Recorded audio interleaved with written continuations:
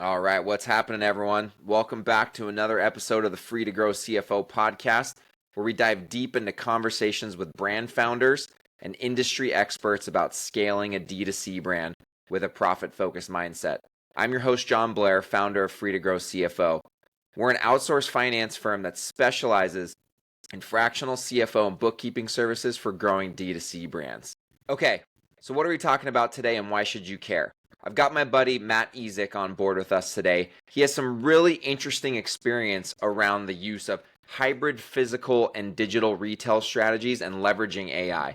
Here's the thing. The reason why we're talking about this today is because some of the things that Matt does working for a larger retailer can feel like it's out of reach for a D2C brand in the lower to middle market, which is the size brands that Free to Grow is usually working with, typically 5 million to 65 million a year in revenue. The thing is, Matt's experience is actually applicable in many ways to what you're doing in the lower and middle market as a $5 to $65 million D2C brand. You probably just don't hear about these things a lot. They're probably not talked about a lot in your ecosystem.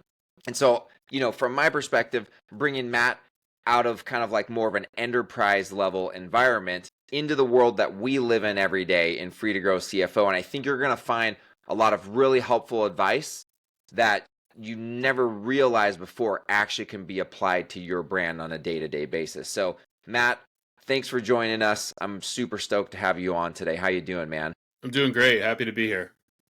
So, as director of e-commerce at Pet Supermarket, like I mentioned at the beginning of the episode, you've got a lot of really interesting experience at this kind of like marriage of enterprise level brick and mortar retail and e-com, which is the division of the business that you run. We're going to dive into some of your experience deep today, but I want to start with a high level background of you personally and professionally and how you ended up at Pet Supermarket running their e-commerce. Yeah. So Pet Supermarket is a little bit about the business. We're the largest or one of the largest small format pet retailers in the United States. We operate over 200 stores, and we're mostly located in the Southeast, mainly in Florida. We're headquartered in Florida. I lead their digital business, so that's the e-commerce business, and then our marketplaces that we operate in. So like Instacart and DoorDash, for example. I've been here for a little over 2 years, and my role has evolved here. I came in on the technology side, and I actually founded our e-commerce business here, then shifted my role to what it is today as a director of e-commerce. Most of my background has been in the agency world, and I've worked with Salesforce Commerce Cloud and Marketing Cloud most of my career. So I've done strategy work, I've done project management, leading teams on the operations side and the technical side. And I've worked with brands like Uniqlo and Disney and Tapestry, over 100 brands in my career. So I've always wanted to go to the brand or retail side to take what I've learned in the agency side and apply it and do a lot of test and learn. And it's been really fun being on this side. So I've been in the industry just about or just shy of 15 years.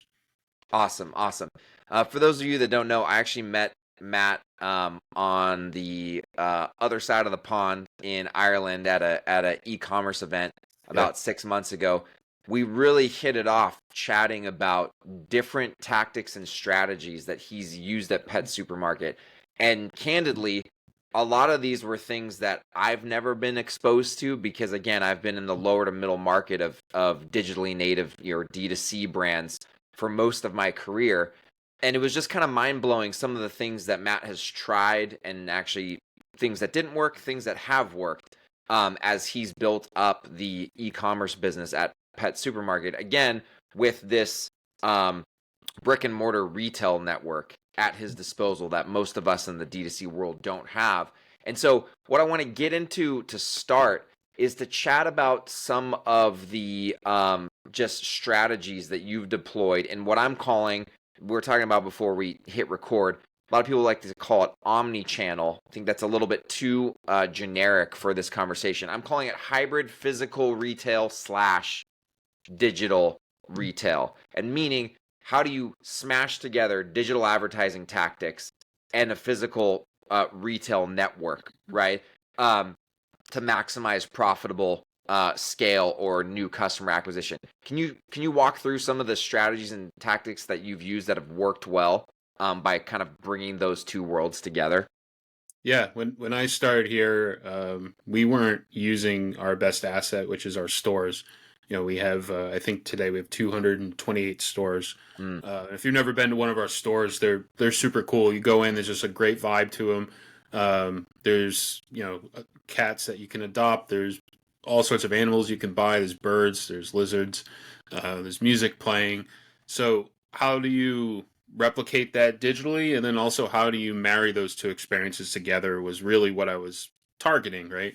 Because the modern customer is in all different channels. We see them sometimes 3 or 4 different channels, and it's fluid, right? They go in between them. So my goal was really to figure out what can we do with this great asset that we have to expand that experience for our customers. So immediately the first thing was BOPIS, buy online, pick up in store. Any retailer our size should have that. So I started with our design agency, and we all got in a room and said, what do we like as customers? Let's put our customer hat on and say, where did you shop recently? What was an experience you had that was great? I'm a firm believer that you don't need to reinvent the wheel. You can get inspiration from all different places and then just apply it and test it and see if it works. So we did that, and we talked about Best Buy and Home Depot and Target, a couple others, right? So what came out of that was a design and the functionality that we were happy with, and we built it. We went live with it a couple years ago. Our customers immediately gravitated towards that because their experience is great. So that's been really successful, and our customers can buy online, pick up in store. They can return in store. We're giving them more options to be fluid in between our channels. So that was one strategy that really worked great. Another one was ship from store. We had to really build out the technology piece to do that. So what that means is when a customer buys something on the web, the system in the background is using AI, and it's an automated process that decides what store has the inventory to do a ship complete and put everything in the same box. And then it sends the order to that store, and it's usually the one that's closest to you that has the inventory. So there's 2 mechanisms, right? There's the speed to delivery, and then there's profitability. We need to know, we want to put everything in the same box. We don't have the shipping rates that an Amazon or a Walmart has. So it's not as profitable, obviously, to send 2 different packages. But if the customer buys it and that's the only way we can do it, then that's how we do it. So that really helped with inventory optimization too. Same with BOPIS, right? There's things we sell in the store that we weren't selling online. So now we have lots of different SKUs that we can add to the site to expose to the customer that they can buy. And this is really all seamless to them. So they go in the cart and they can say, I want this thing delivered because I don't need it right away. But, this food that I need for my dog, I need it today. I got to go pick it up. We also added same day delivery to that mix too. So you go on our PDP and it shows you the 3 options, and then it's checking inventory real time to see which ones are available to you, and then you just pick which one it is and try to make it super easy and convenient. I love that. I mean, there's a lot to unpack there. One is the profitability enhancement of the ship from store, right? And so you're almost kind of, in my mind, of likening this back to the D2C world. You're looking at your 200 plus stores, and that's like your 3PL fulfillment network, Correct. right? And so Yep. you're going and looking for the most optimal place where you can get a ship complete. I love the ship complete because it's like that's a customer experience thing, right? Like not, I mean, and a profitability thing. Yeah. You're making sure that everything's going in a box, but that order is getting fulfilled in full, right? And the other thing is like meeting your customer where their need is, right? That like sometimes they can wait for it to get shipped, sometimes they can't. And honestly, I'll even tell you, like, using a grocery store as an example, like COVID forced a lot of people to start doing curbside pickup, right? Grocery stores obviously really accelerated that for grocers. When I go into a grocery store now, I actually hate it because I can't remember where everything is. I have a list and like I end up buying a bunch of stuff that I don't need. And like it's actually just being a dad of 3 little kids and having very little time. It's actually a lot easier to just put the order in on the app, know exactly what I'm getting, how 100%. much I'm spending, what time I'm going to go pick it up, right? And so like it is also too, it's not just about profitability, it's also just about streamlining the experience and meeting the customer where they're at. And that's one, like, there's been kind of this theme of several people that I've been talking to for the last few weeks. One was actually Renee, who you and I both met in Mhm. Ireland. And I've been talking with a few people about retail, brick and mortar retail, because at some point a D2C brand, depends on the product category that you're in, it depends on your goals. There's only so big, there's only so much addressable market, D2C only, and it varies based on your product category. Some product categories, if you want to grow to a certain size and top line revenue, you do need to get into physical retail sooner rather than later. Others, maybe you can get up to 50, 60, 70 million, but there are very few nine-figure D2C only brands, right? And so Mhm. if you have big sales goals, like, hear me out on this, audience. Like, if you have big sales goals, you need to be thinking about some of the things that Matt is talking about, some of the things we talked about with Renee a couple weeks ago and talked about with Adam Siskin the week before that.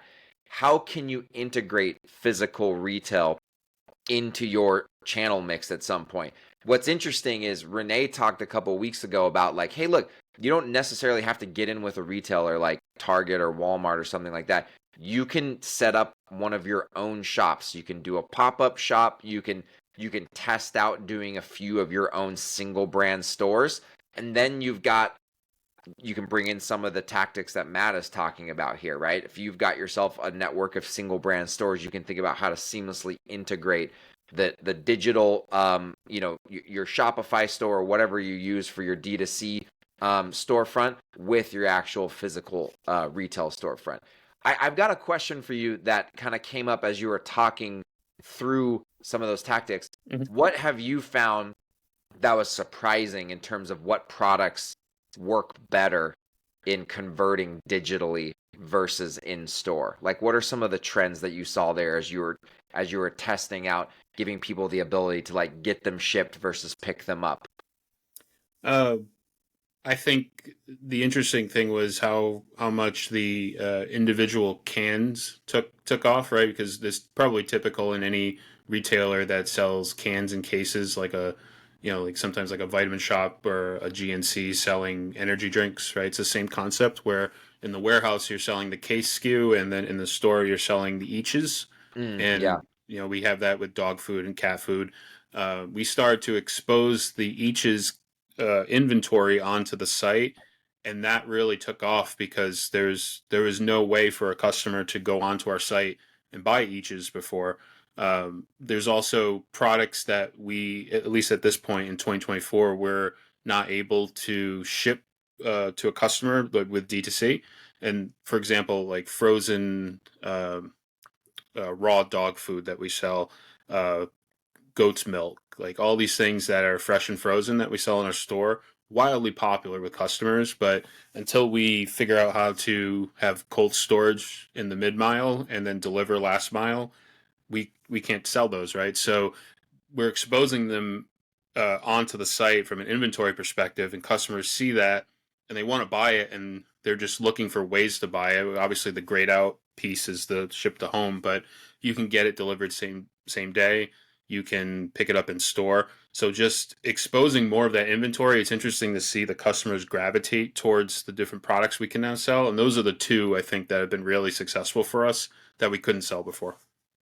You know, I'm sure maybe we talked about this in Ireland or not, or maybe I'm having deja vu and it's a real thing, or maybe it's not. It's just coming to mind right now. But cross-channel bleed over and attribution issues, right? Like, I am certain, especially based on what you were just saying, you're advertising digitally. Not everyone buys through your storefront, your digital storefront.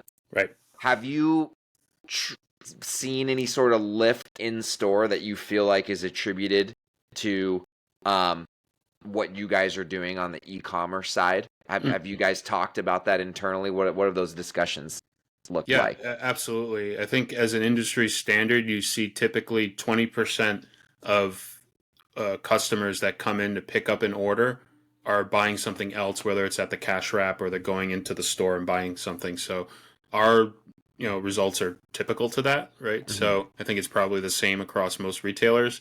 So yes, you're driving more traffic into the store, more awareness into the store. Uh, in the case of like an Instacart or a DoorDash, we purposely didn't market there because we wanted to see what customers are we finding that are finding our brand organically and buying from us that didn't before. So how many are we gaining without even talking to them from a marketing channel? And it's pretty staggering. Like it's a significant lift in the customer acquisition and revenue that we're generating from these channels because it's just another way where customers can find us, right? Like if you buy, let's say you're buying a Purina Pro Plan bag of dog food, it's the same bag, the same flavor that you get for your dog. For anyone listening that has a dog, changing food and flavor is difficult. If your local store doesn't have it, or grocery, or wherever you get it, you can go on the Instacart app or DoorDash or whatever it is and type in that. You can type the SKU, you can type the name of the food, and if you find it, you're going to buy it, right? Like if you need food for your dog, you need it. So that's going to expose you to our brand where you may have not seen us before.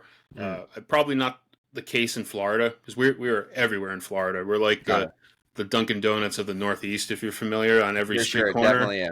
We're we're like Yeah. that in Florida. So not the case in Florida, but maybe in a Texas or the Carolinas or Tennessee, you may not be familiar with our brand. And if you're an Instacart user, then you'll see it pop up. And then if you have a good experience, you'll come back. That's interesting. That makes me think, like, what did you find anything surprising in, because before you're physical brick and mortar retailer, right? So like your TAM is people that live in those geographic areas where the stores are. Right. Was it surprising at all, like what kind of geographical reach you guys were able to expand into once you really started humming on the e-commerce side? Yes. I think some of the interesting things that at least I found coming into the business was we have pockets of the country that are not only the most or some of the most orders that we get from digital, but they're also our most profitable products, Mm, which was super interesting. I later found out that we have a sister company that's owned by our same private equity that once they bought both of us, they ceased their operations in the U.S. and they only operate in Canada. That's Pet Value, and their headquarters were in Pennsylvania. So of course, there's lots of people that are buying our private label food in Pennsylvania. Didn't make sense to me when I first came in. I was like, we have no stores there. Why is there so many people buying this? But so we had to figure out a solution to make those orders profitable because it was really challenging for us. Like we're an old business. We're like 51 years old, and we have all of our DCs in South Florida, which back in the 70s, I'm sure that was great, or the 80s, whenever they built them. But in 2024, right, it's not good. So if we're sending a lot of orders to a state like Pennsylvania from Florida, it's very hard to be profitable in those transactions. So now what's happening is our northernmost stores in North Carolina are servicing those Pennsylvania orders. So the interesting. system sees, okay, John Smith is in Pittsburgh, PA, and he ordered this bag of food. This store in Wilmington, North Carolina has it. We'll send the order to them. They pick, pack, and ship it and send it out.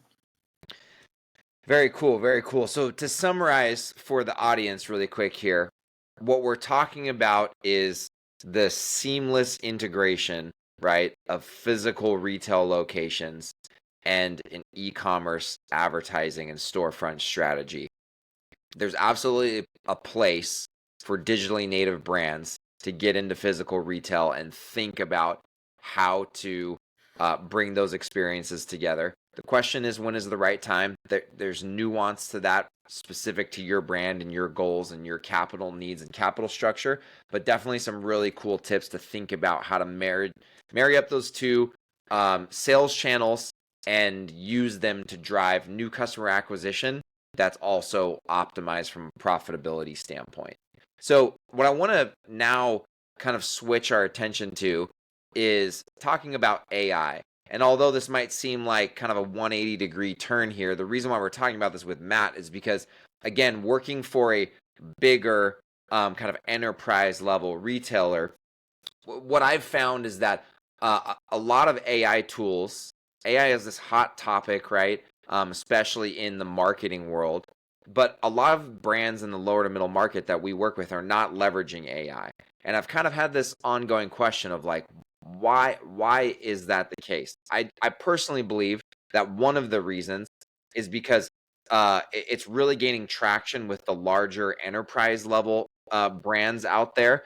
They have bigger budgets, and they have just really kind of like, and I also think the AI tools are, from a go-to-market perspective, are focusing on that larger customer base first as well.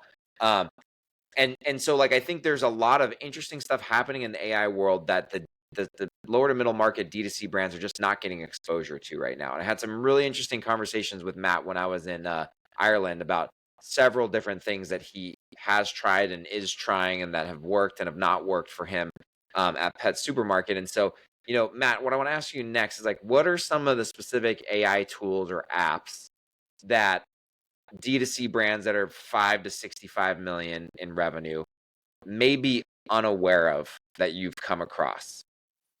Yeah, it's a good question. There's just so much noise in AI. So I can speak generally about a couple areas where I think you might want to target. So the first one would be, I would think, ad optimization, right? How do you optimize your digital advertising campaigns across multiple platforms like Google and Meta?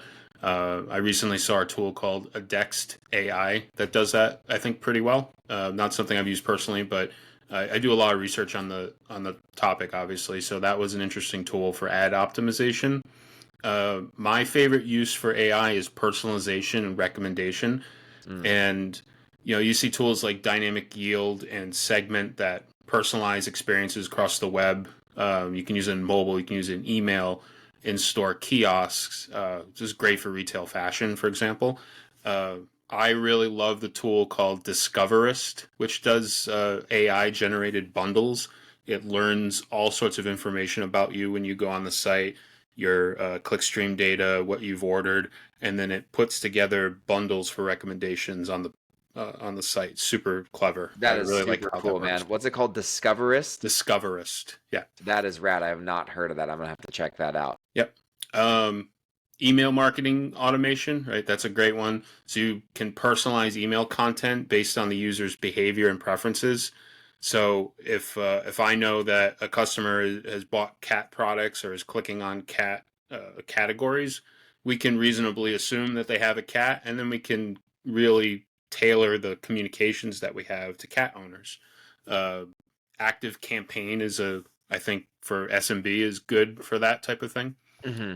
Um, Customer feedback and sentiment analysis is super great when you're trying to grow or scale a brand.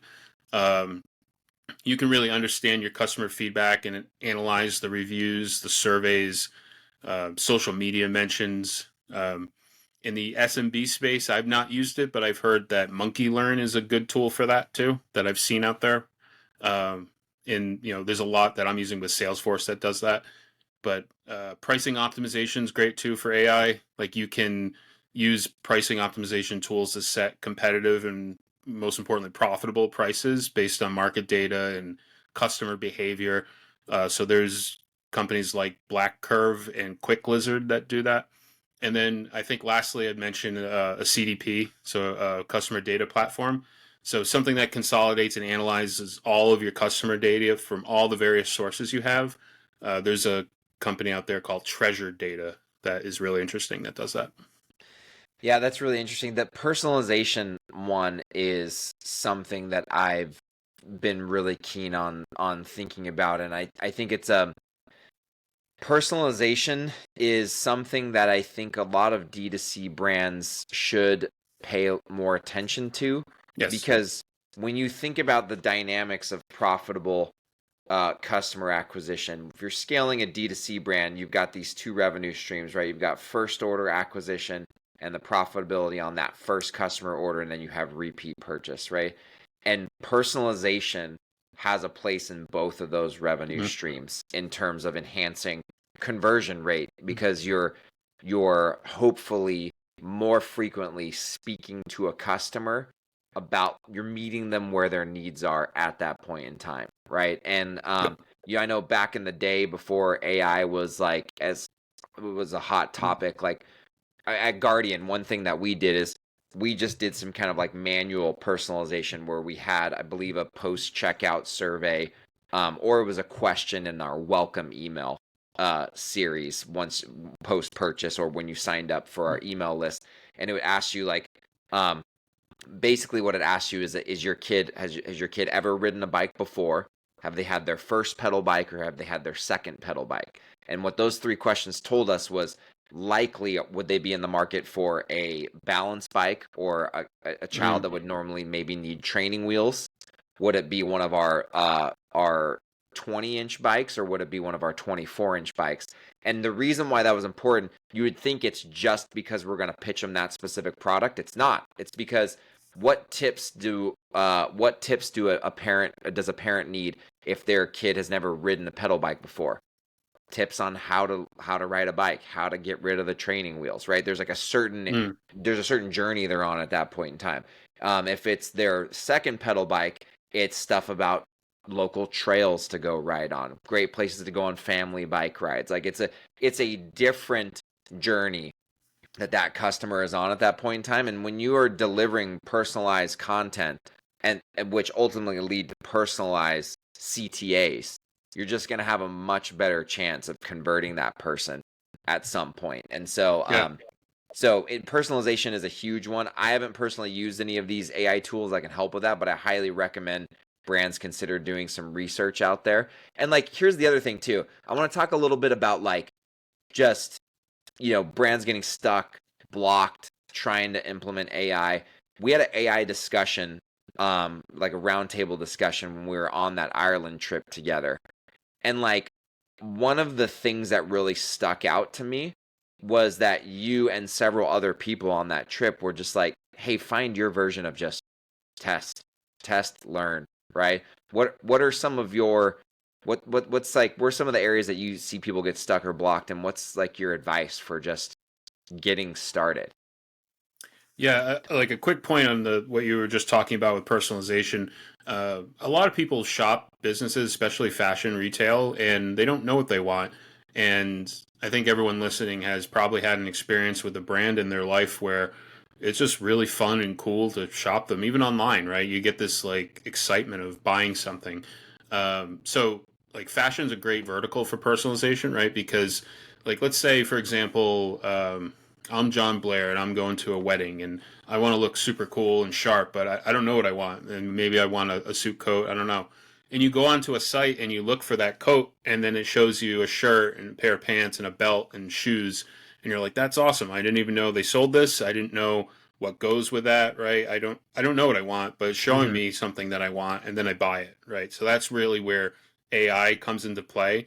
And specifically, that Discover's tool I mentioned is super cool because it does something like that. It's learning what categories you're clicking on, what you've ordered in the past, what other people have ordered.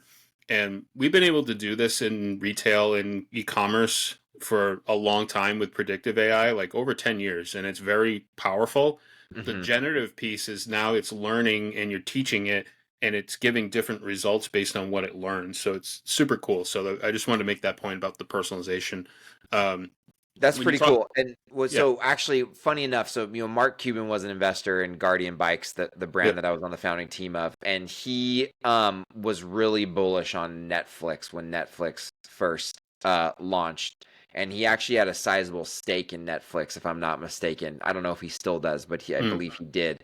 And he used to talk a lot about why is Netflix going to crush it? Because people don't know what they want to watch, and Netflix is yeah, telling people what they want to watch. And I actually even think back. I know you'll kind of like laugh when I say this. I think back to when YouTube first started, yeah, and like everyone our age, like when you're in like junior high or however old we all were when that launched. But I just remember being in junior high and just getting like lost in the next video recommendation on YouTube, right? yeah. Yeah, I mean like And that and happens now. and going and talking about it with all your buddies at lunch hour or at Yeah, recess and being like, "Dude, did you see that video?" And like it, but I mean that all was that kind of, predictive recommendation driven, or AI driven recommendations is like, and it just got you hooked. right? Hmm. And like you didn't have to search for the next video. You just kept watching the next one that came up, right? And so like just a super great example and something that Mark Cuban has always talked about that like, hey man, there are certain some people know what they want, but a lot of people don't know what they want. And so to the extent that you can help them figure out what they want, you're going to convert a lot more sales. So It's a great example. Yeah, and that kind of leads into what the second question that you asked here about like where do customer or brands get stuck or get blocked. I mean, really the main thing is like, is this going to help your customer or is it going to help you be operationally more efficient or more profitable? Then yes, then explore it. If not, then why are you doing it? Right? There's so much. I feel like there's so much panic and desperation in AI right now that people are just rushing to do something, for sure. and they lack like a clear strategy and clear goals. So really, just how does this help the customer? Right? It's very simple. Start at the customer and work backwards, and then figure out scale and profitability. I think where people get stuck is the first and foremost the lack of data in the integration steps. Right? Hmm. If your data is poorly put together, the quality's not there, it's fragmented, your results are going to be very sparing, right? It's very difficult to implement anything that relies on that if it's not set up correctly. And I've seen this with predictive AI, right? Like I mentioned, I've been using predictive AI for over a decade. I have that on my site right now today. It's worked really well, where it recommends products and it shows products that other people have purchased. Right, the FOMO factor is real. So customers see that and like, oh, if someone else bought it, I should buy it, and it it works really great. So um, that's a big piece of it. The technical resources and expertise to implement it correctly with as Hmm. little technical debt as possible is super important. Um, we talked about costs, ROI, that type of thing. If you don't know why it's helping your customer, then you need to step back and figure that out. Uh, Change management, organizational buy-in, right? Everyone that is in your organization that has a stake in the success of it, everyone should understand what you're doing and why and when. I think a lot of people, again, they see AI as the new shiny thing, and they're like, "Oh, I need to do this, and this," and they're not taking a step back and figuring out why they're doing it, and then sharing that and getting feedback from the organization. Uh, Probably more of a an issue for the mid market and enterprise because there's so many stakeholders, but still important for everybody. I think. That How does it there's a integrate with existing systems? A couple other things like who is understanding and interpreting the outputs of what's happening and how hmm. to tweak it. Um, and then you can get into all sorts of things like privacy and ethics and compliance and maintenance, and it's a very complicated thing that I think people take a little bit too lightly. Well, it's funny. You mentioned a couple things. You actually mentioned several great points that I hadn't necessarily thought of.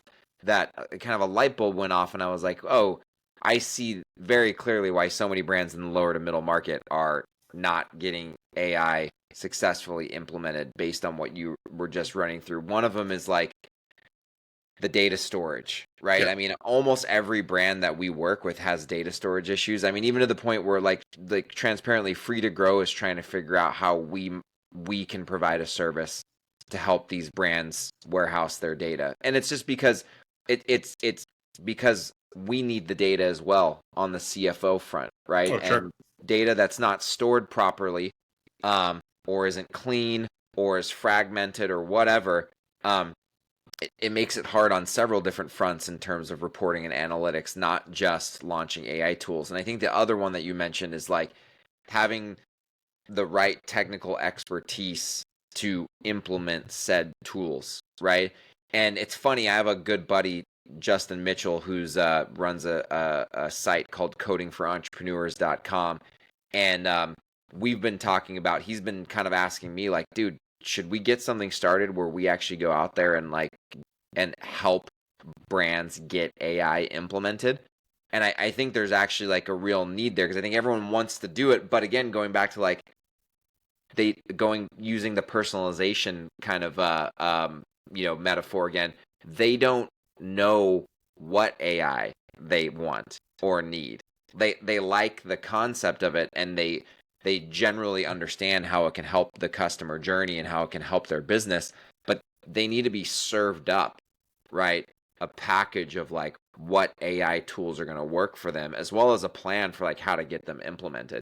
And I Mhm. think the other thing too, of course, like everyone's talking about Chat GPT. I'm not going to talk about Chat GPT for too long here and just be another person that's popping off about that. But like, I think one thing that I have learned from you just in our conversations is like, you can't just give ChatGPT just get output from generative AI and just go like, okay, perfect. That's the result. I'm going to take it. You have to know how to work with it and to continue to feed it with more and more data so that it gets better and better and better.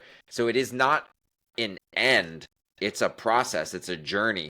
And so you almost have to be with generative AI from my perspective. It's like you got to be willing to go on the journey, right? And like not worry about the end and more be worried about like every time you're feeding it more, it's getting better. You're never going to be there, right?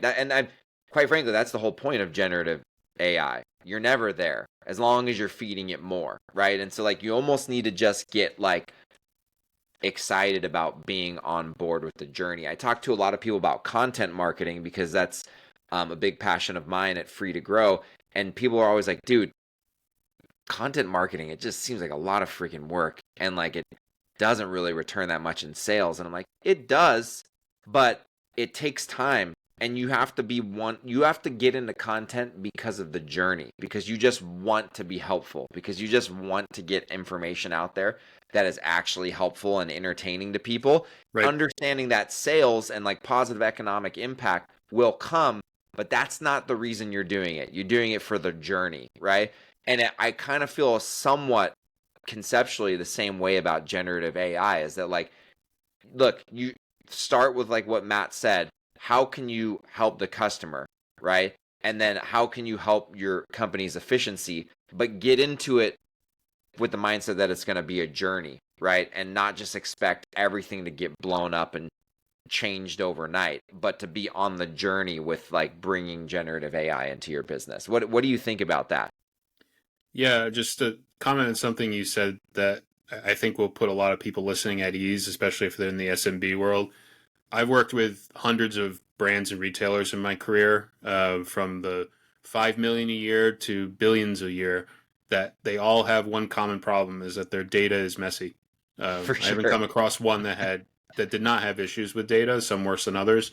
So I think it's normal, but you also have to work to continuously make it better. So that's a pretty normal thing. So as far as talking about like how to use generative tools and just AI in general, you're absolutely right. Like there's 2 points that I think are really important. It gets you 80 or 90% of the way there, and you need to add a human element to it. Um, and this is really coming from learning how to write good prompts, right? So if you're Mhm. talking about ChatGPT, not only learning what to ask it, but also ask it if it understands you.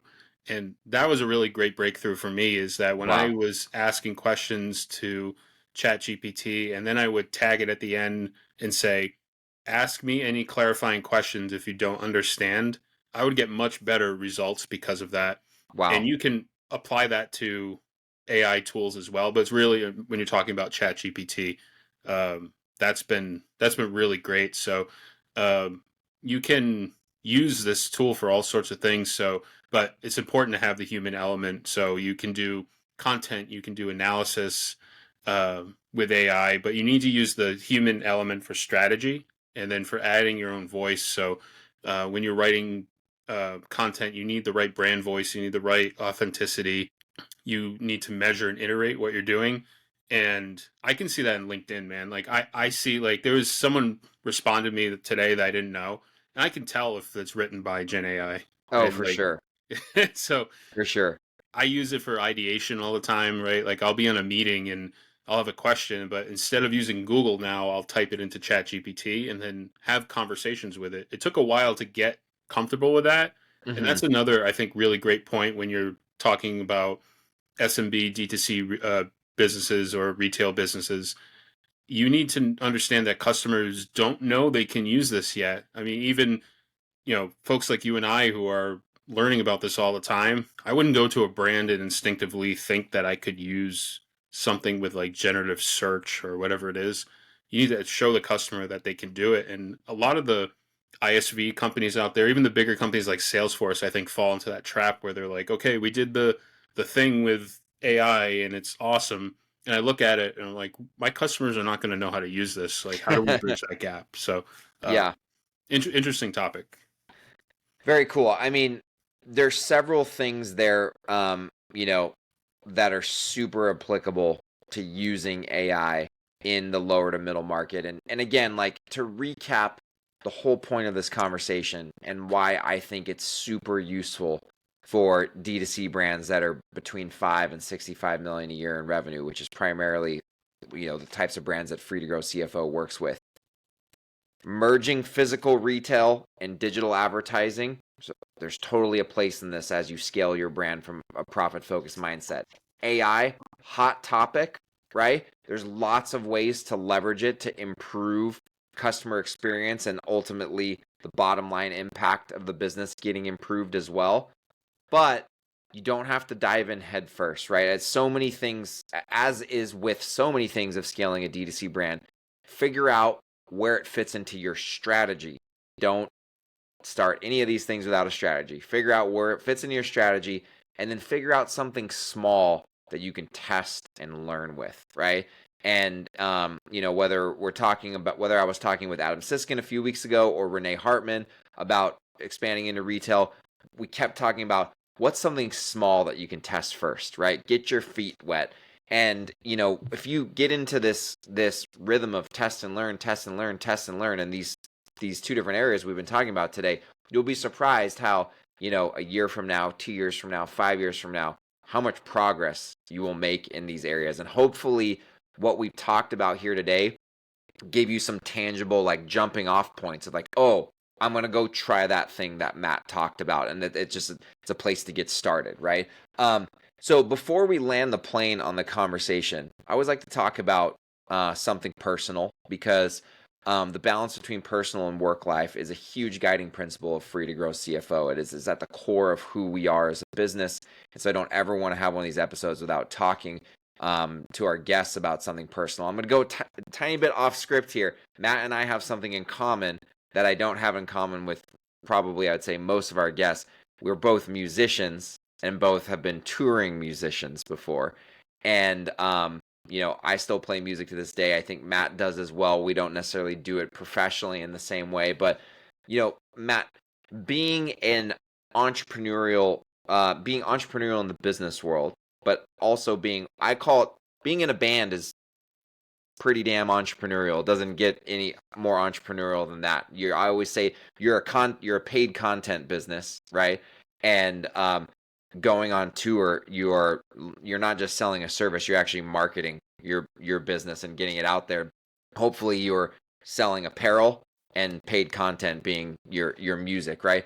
Being in the entrepreneur world of both music and business, or retail, what has that experience meant to you, and how have you been able to kind of sharpen yourself in those different domains by being kind of a dual entrepreneur? Yeah, interesting question. I mean, what I've learned from music is that there's so many similarities when you're marketing something, right? In this case, it could be whether it's a bar band local that plays local, or you're a touring original act, and you need to produce content that's creative, engaging, and you're consistent with it. You need to have a good product, and that's not just the recording that you're putting out, but if you're actually going out and playing live shows, like you need to have the right equipment, the right sound, consistent sound. I mean, you've probably seen this. There's so many bands out there when you go out and you see, and they're too loud, or the Oh, sound isn't good, and drives me that crazy, man. that's the same thing as like any kind of business that you're marketing. You're damaging your product that way. So there's so many correlations to that are interesting. I think another point too that is really interesting when it comes to the business world, and when you look at music, especially my role as a bass player. I played professionally, and it's so important to listen to your bandmates and everything that's going around and being able to react to it, like whether it's Mm, a change you didn't expect or a mistake. There's been a lot of times, and for those of you who play music, if everyone in the band is playing something wrong and you're as a bass player is playing something right, you're perceived as playing it wrong because it's the bottom end of all the sound.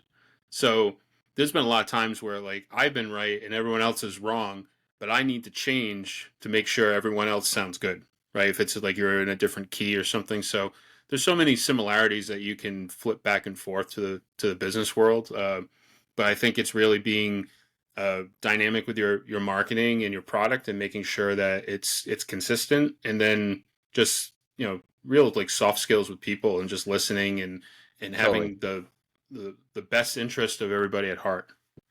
It's funny because, like, I would venture to say this is probably the case for you too. Musicians, we get into trying to play professionally because we just love it so much. Yeah, And then when you get there, you realize, like, on the business side, the best bands are great marketers. They are in their own right. Like, if you think about a band like Kiss, right? And like the showmanship in their shows, that is marketing 101 right there, right? Like, Kiss is Kiss, and a show with, even if you don't like the band. I know so many people are like, I don't like their records, but I saw them live and it was incredible, right? And because they lots of put bands on a like show, that. that's part of their marketing. And like, um that just to kind of leave us all on this note. This is kind of off topic, but it's something I talk about a lot of my content, and I talk about a lot with the brands that I serve as a fractional CFO. The most important thing in your business is marketing.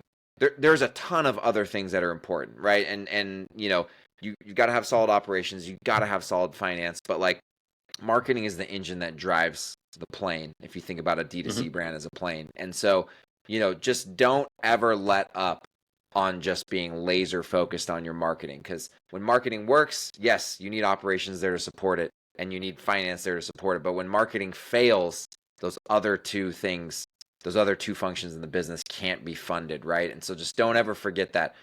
Whether you're a musician or running a D2C brand, marketing is your top priority as a founder. So, look, Matt, before we land the plane here, where can people find more information on Pet Supermarket and on you personally?